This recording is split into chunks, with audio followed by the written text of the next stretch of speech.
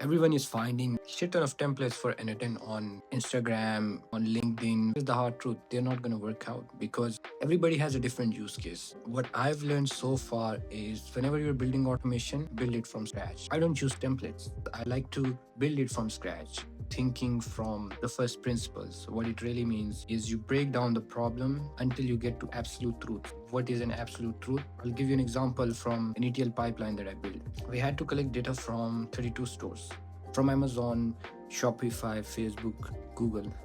I started using an app at first. You're always faced with some kind of limitations. That's the problem with pre-built apps, and that's where all of these tools like n8n, Zapier, or maybe if you're building something custom, that comes in. The main problem that I was facing with Airbyte was that the kind of data that I needed, they didn't have that configured. So I sat down and I thought, like, how can I rebuild this automation? I could already imagine different parts, how I'm gonna connect it.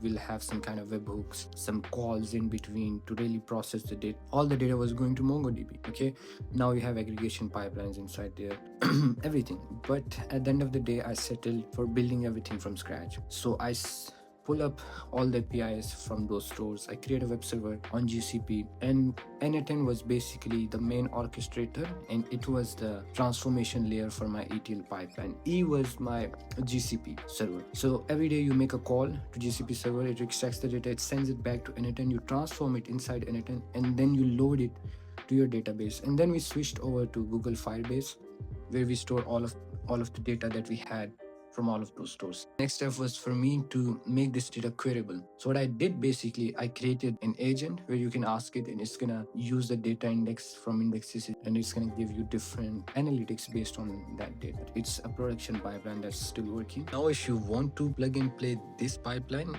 I put a lot of thought into this, but I would say you cannot plug and play this. Why? Because it's built for a specific use case. Everybody has a different use case. And that's the main problem with all of those templates that you find that DM me and I'm gonna send it to you. Like, it's not gonna be of any use. You're just gonna have a bunch of nodes on your screen, and if you don't know shit about it, then it's not useful.